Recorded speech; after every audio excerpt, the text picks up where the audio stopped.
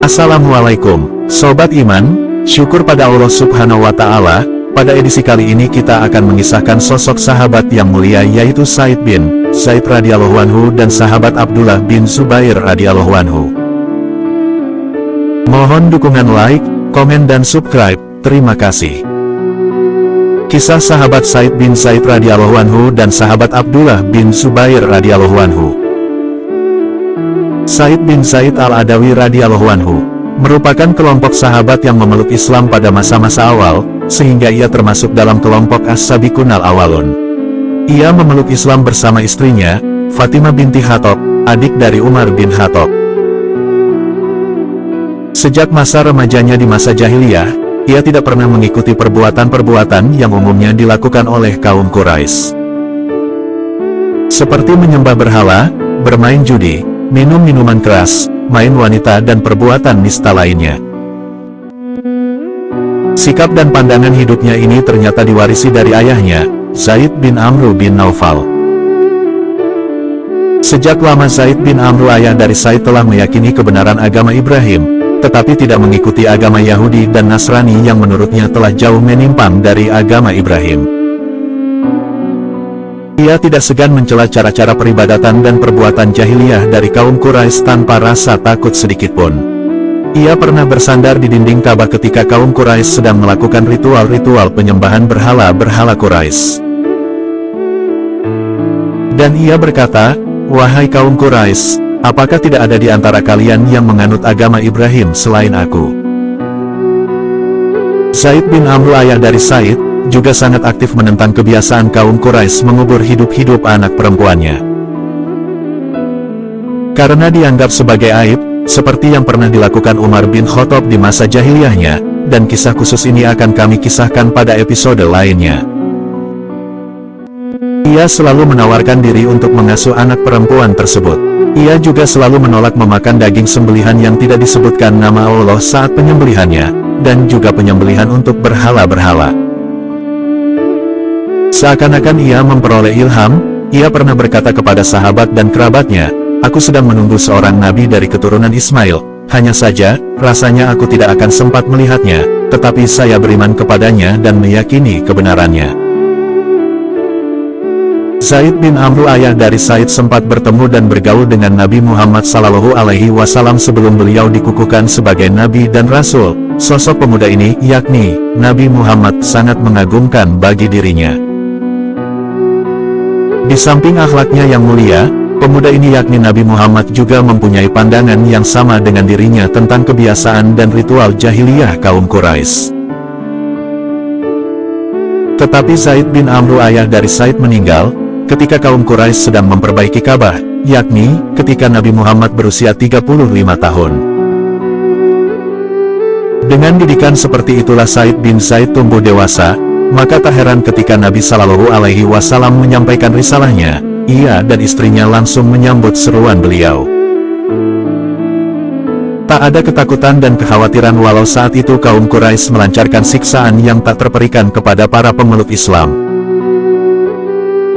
Termasuk Umar bin Khattab, kakak iparnya sendiri yang merupakan jagoan duel di pasar Ukas. Hanya saja ia masih menyembunyikan keislamannya dan istrinya. Sampai suatu ketika Umar yang bertemperamen keras itu mengetahuinya juga. Ketika itu Sa'id dan istrinya sedang mendapatkan pengajaran Al-Quran dari sahabat Khabbab bin Al-Arat. Tiba-tiba terdengar ketukan, atau mungkin lebih tepat gedoran di pintu rumahnya. Ketika ditanyakan siapa yang mengetuk tersebut, terdengar jawaban yang garang, "Ini Umar." Suasana khusyuk dalam pengajaran Al-Quran tersebut menjadi kacau. Khabbab segera bersembunyi sambil terus berdoa memohon pertolongan Allah untuk mereka. Sa'id dan istrinya menuju pintu sambil menyembunyikan lembaran-lembaran mushaf di balik bajunya. Begitu pintu dibuka oleh Sa'id, Umar melontarkan pernyataan keras dengan sorot mata menakutkan, "Benarkah desas-desus yang kudengar, bahwa kalian telah murtad?" Sebelum kejadian itu, sebenarnya Umar telah membulatkan tekad untuk membunuh Nabi Shallallahu Alaihi Wasallam. Kemarahannya telah memuncak karena kaum Quraisy jadi terpecah belah, mengalami kekacauan dan kegelisahan. Penyebab kesemuanya itu adalah dakwah Islamiyah yang disampaikan Nabi Shallallahu Alaihi Wasallam. Dalam pemikiran Umar, jika ia menyingkirkan, membunuh beliau, tentulah kaum Quraisy kembali tenang seperti semula. Tetapi di tengah perjalanan, ia bertemu dengan Nuaim bin Abdullah yang memberitahukan kalau adiknya, Fatimah dan suaminya telah memeluk Islam. Nuaim menyarankan agar ia mengurus kerabatnya sendiri saja, sebelum mencampuri urusan orang lain. Karena itu, tak heran jika kemarahan Umar itu tertumpah kepada keluarga adiknya ini. Sebenarnya Said melihat bahaya yang tampak dari sorot mata Umar. Tetapi keimanan yang telah merasuk seolah memberikan tambahan kekuatan yang tak terkira. Bukannya menolak tuduhan, ia justru berkata, "Wahai Umar, bagaimana pendapat Anda jika kebenaran itu ternyata berada di pihak mereka?" Mendengar jawaban itu, Umar langsung menerkam Said, memutar kepalanya kemudian membantingnya ke tanah. Setelah itu Umar menduduki dada Said. Sepertinya Umar ingin memberikan pukulan pamungkas untuk Said, seperti kalau ia mengakhiri perlawanan musuhnya ketika sedang berduel di pasar Ukats. Fatimah mendekat untuk membela suaminya. Tetapi ia mendapat tinju keras Umar di wajahnya sehingga terjatuh dan darah mengalir dari bibirnya. Keadaan Said sangat kritis, ia bukan lawan duel sebanding dengan Umar, dan ia hanya bisa pasrah jika Umar akan menghabisinya. Tetapi tiba-tiba terdengar pekikan keras adiknya, Fatimah. Bukan ketakutan, tetapi pekikan perlawanan dan permusuhan dengan penuh keberanian. "Hai musuh Allah, kamu berani memukul saya karena saya beriman kepada Allah. Hai Umar, perbuatlah yang kamu suka, karena saya akan tetap bersaksi bahwa tiada Tuhan melainkan Allah, dan bahwa Muhammad adalah Rasulullah." Umar tersentak bagai disengat listrik, pekikan itu seakan menembus ulu hatinya, terkejut dan heran. Umar bin Khattab seakan tak percaya, wanita lemah ini, yang tidak lain adiknya sendiri berani menentangnya. Tetapi justru dari keheranan dan ketidakpercayaannya ini, amarahnya menjadi reda, dan kemudian menjadi titik balik ia memperoleh hidayah dan akhirnya memeluk Islam. Sebagaimana sahabat-sahabat yang memeluk Islam pada masa awal, Said bin Zaid merupakan sosok yang banyak menghabiskan waktunya untuk beribadah. Ia seorang alim yang sangat zuhud. Hampir tidak pernah tertinggal dalam berbagai pertempuran dalam menegakkan panji-panji keimanan. Ia tidak ikut perang Badar. Tetapi beliau Nabi Muhammad menetapkannya sebagai Ahlul Badar dan memberikan bagian ganimah dari perang Badar, walau secara fisik tidak terjun dalam pertempuran tersebut. Ada 7 sahabat lainnya seperti Said, tidak mengikuti perang Badar, tetapi Nabi Shallallahu Alaihi Wasallam menetapkannya sebagai Ahlul Badar. Said juga termasuk dalam kelompok 10 sahabat yang dijamin oleh Nabi Shallallahu Alaihi Wasallam akan masuk surga. 9 sahabat lainnya adalah 4 sahabat Khulafaur Rasyidin, Abdurrahman bin Auf, Sa'ad bin Abi Waqqas, Zubair bin Awam, Talha bin Ubaidillah dan Abu Ubaidah bin Jarrah. Said sempat mengalami masa kejayaan Islam, di mana wilayah makin meluas dan makin banyak lowongan jabatan. Sesungguhnya lah ia pantas memangku salah satu dari jabatan-jabatan tersebut. Tetapi ia memilih untuk menghindarinya. Bahkan dalam banyak pertempuran yang diterjuninya, ia lebih memilih menjadi prajurit biasa. Dalam suatu pasukan besar yang dipimpin oleh Sa'ad bin Abi Waqqas, setelah menaklukkan Damaskus, Sa'ad menetapkan dirinya sebagai wali negeri gubernur di sana.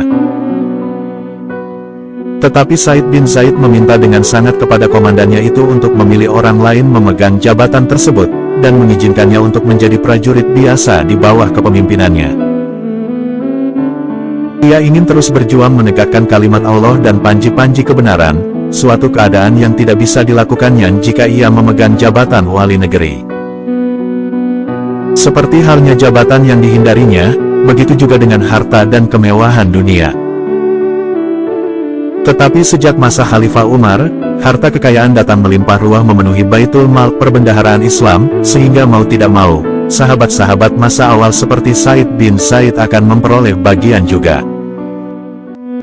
Bahkan Khalifah Umar memberikan jatah bagian, lebih banyak daripada bagian sahabat yang memeluk Islam belakangan, yaitu setelah terjadinya Fathul Makkah.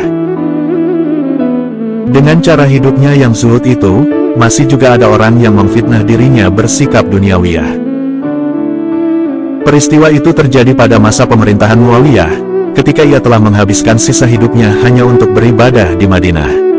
Seorang wanita bernama Arwa binti Aus menuduh Said telah merampas tanah miliknya.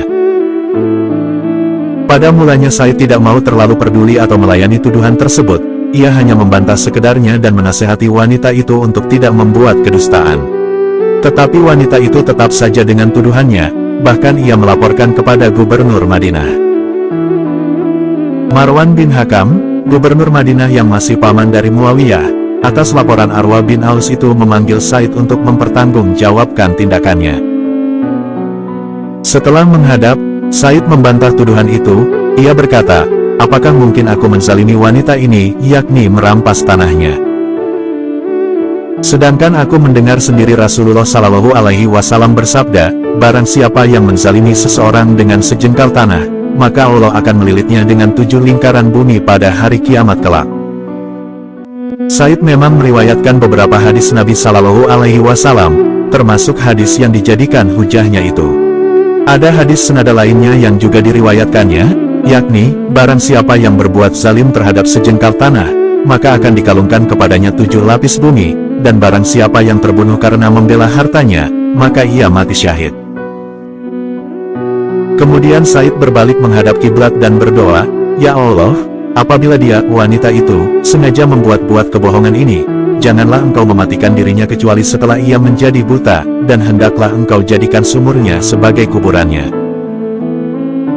Beberapa waktu kemudian Arwa binti Aus menjadi buta, dan dalam keadaan seperti itu ia terjatuh ke dalam sumur miliknya sendiri dan mati di dalamnya. Sebenarnya saat itu Said berdoa tidak terlalu keras, tetapi beberapa orang sempat mendengarnya. Mereka segera saja mengetahui kalau Said bin Said dalam kebenaran, dan doanya makbul. Namanya dan kebaikannya jadi semakin dikenal, dan ia banyak didatangi orang untuk minta didoakan. Seperti halnya jabatan dan harta kekayaan, keterkenalan popularitas juga tidak disukai oleh Said bin Said ini. Walaupun ia sebagai sahabat As-Sabiqunal Awwalun, selalu berjuang dan berjihad di jalan Allah setiap kali ada kesempatan. Dan ia banyak menghabiskan waktu dengan ibadah ketika sedang menggantungkan pedang, padahal telah dijamin masuk surga oleh Rasulullah Shallallahu Alaihi Wasallam. Ketika masih hidup bersama hanya 9 sahabat lainnya, tetapi ia tidak terlalu menonjol dan terkenal dibanding sahabat-sahabat lainnya yang memeluk Islam belakangan, seperti misalnya Khalid bin Walid, Amr bin Al-Ash, Salman Al-Farisi dan lain-lainnya. Hal ini terjadi karena ia memang lebih suka menyembunyikan diri, lebih asyik menyendiri dalam ibadah bersama Allah, walau secara lahiriah ia berada di antara banyak sahabat lainnya. Setelah peristiwa dengan Arwa bin Aus dan banyak orang yang mendatangi dirinya, Said merasa tidak nyaman. Apalagi kehidupan kaum muslimin saat itu, walau tinggal di Madinah, tetapi makin banyak saja yang mengagung-agungkan kemewahan dunia. Jejak kehidupan Nabi Shallallahu Alaihi Wasallam dan para sahabat masa awal, baik dari kalangan muhajirin ataupun ansor, yang selalu sederhana dan zuhud terhadap dunia sedikit demi sedikit mulai memudar. Karena itu Said pindah ke daerah pedalaman, yakni di Akik, dan ia wafat di sana pada tahun 50 atau 51 Hijriah. Tetapi jenazahnya dibawa pulang ke Madinah oleh Sa'ad bin Abi Waqqas dan Abdullah bin Umar, keponakannya sendiri, kemudian dimakamkan di Baqi, di antara beberapa sahabat Rasulullah Shallallahu Alaihi Wasallam lainnya. Demikian kisah Said bin Said radhiyallahu anhu. Sobat Iman, mari kita lanjutkan kisah sahabat Abdullah bin Zubair radhiyallahu anhu. Mohon like, komen dan subscribe. Terima kasih. Kisah hidup Abdullah bin Zubair radhiyallahu anhu. Abdullah bin Zubair radhiyallahu anhu merupakan salah satu sosok sahabat yang istimewa, karena ia berhijrah ketika dalam kandungan ibunya. Ibunya pun seorang yang istimewa, Asma binti Abu Bakar.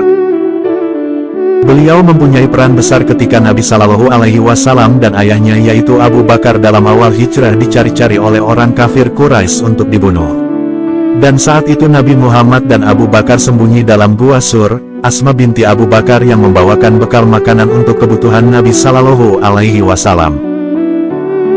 Ayahnya adalah seorang sahabat yang dijamin masuk surga ketika masih hidup, salah satu dari 10 sahabat, Zubair bin Awam radhiyallahu anhu. Allah menambah keistimewaannya karena ia menjadi bayi pertama yang lahir di masa hijrah. Tidak bisa dibayangkan bagaimana beratnya Asma binti Abu Bakar berhijrah. Ia dalam keadaan hamil tua ketika harus menempuh panasnya padang pasir sejauh hampir 500 km. Ketika baru beberapa hari di Kuba, ia melahirkan dan bayinya dibawa kepada Nabi Muhammad. Beliau mengecup pipi dan mulutnya, hingga air liur Rasulullah Shallallahu Alaihi Wasallam memasuki rongga mulutnya, dan memberi nama Abdullah. Tidak cukup sampai di situ saja, seluruh kaum muslimin, baik muhajirin atau ansar, menggendong bayi Abdullah ini keliling kota Madinah sambil menggemakan tahlil dan takbir.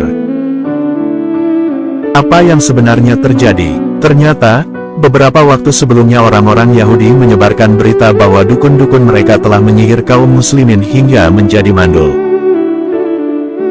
Bagi penduduk Madinah, ancaman ini bukan hal sepele, karena selama ini mereka menganggap kaum Yahudi sebagai orang yang dekat dengan Tuhan. Tetapi dengan kelahiran Abdullah ini, mereka memperoleh bukti bahwa orang-orang Yahudi tersebut hanya menyebarkan kabar bohong semata. Ibnu Zubair ketika ia masih kecil ketika Rasulullah Shallallahu Alaihi Wasallam masih hidup. Tetapi itu cukup membuatnya tumbuh menjadi pribadi yang kokoh dan teguh dengan keislaman, sebagaimana kedua orang tuanya.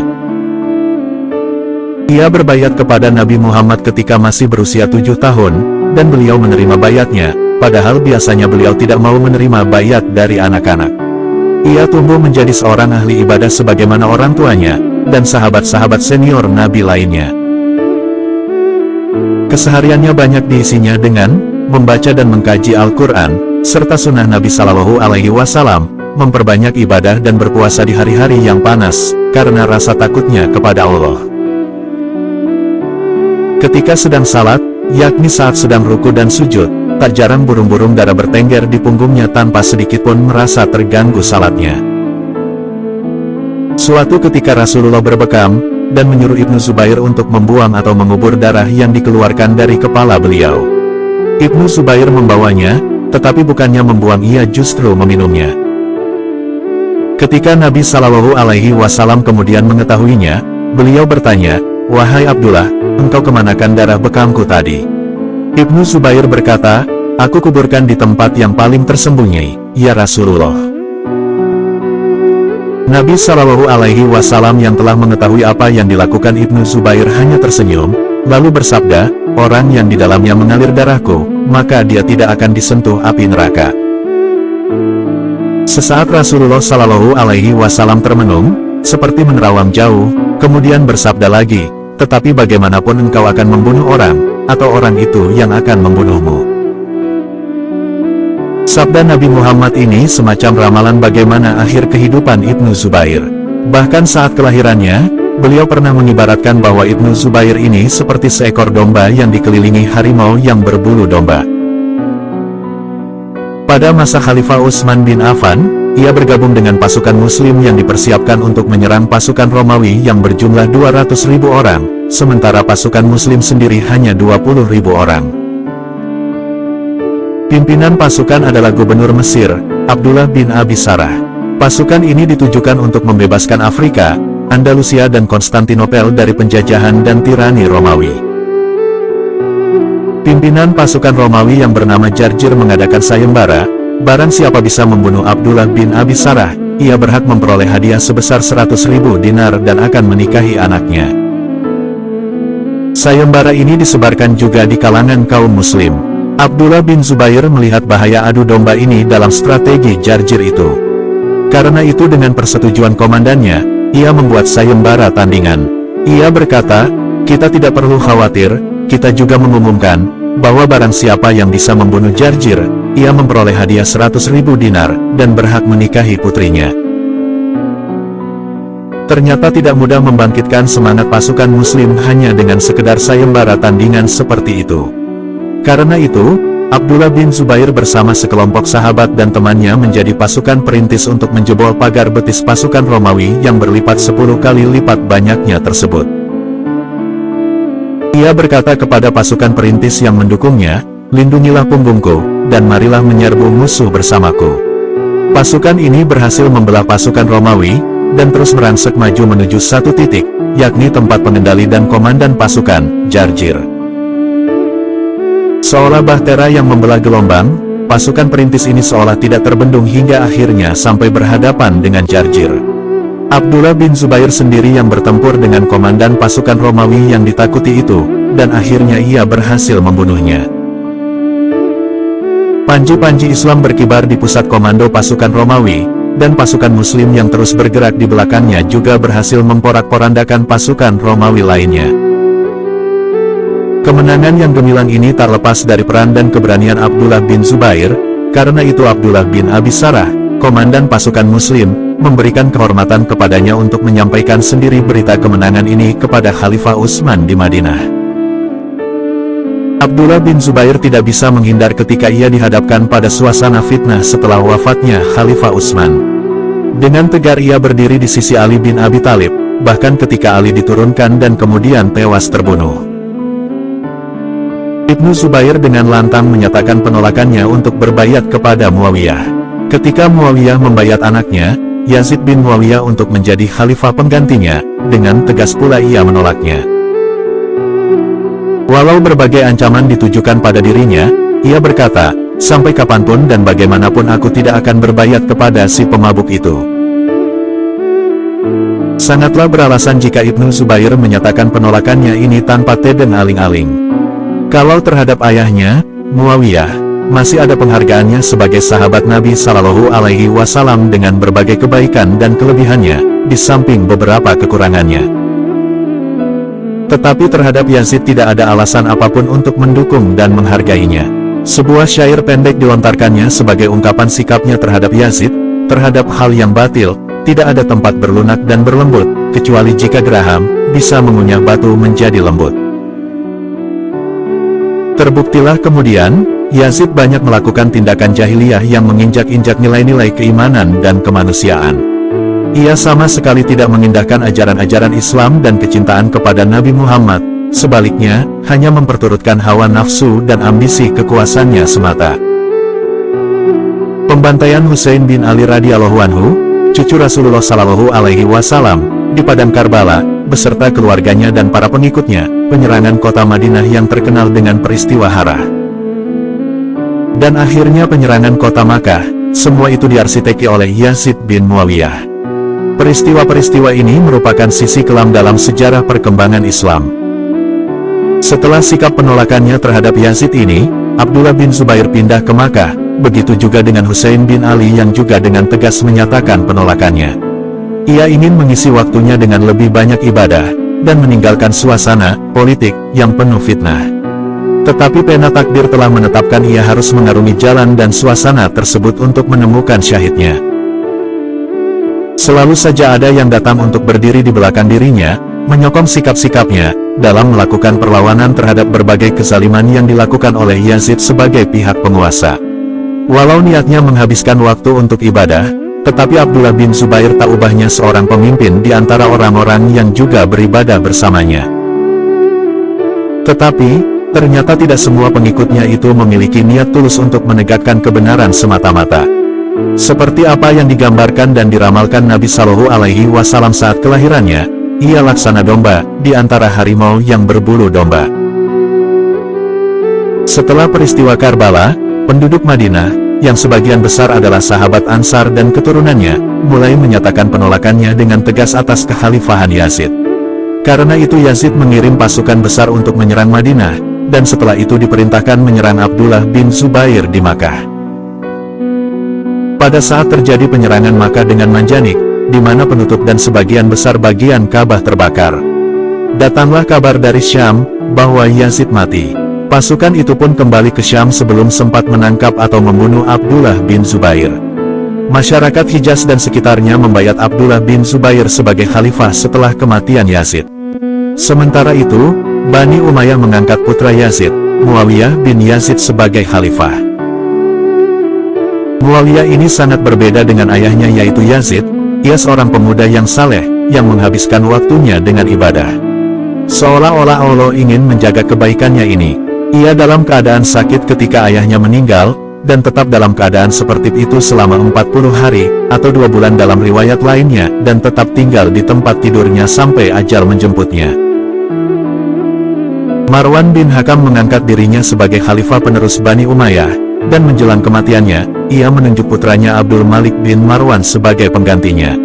Abdul Malik ini membentuk pasukan besar berjumlah 40.000 orang di bawah kepemimpinan Hajjaj bin Yusuf As-Saqafi untuk menyerang Ibnu Zubair di Makkah.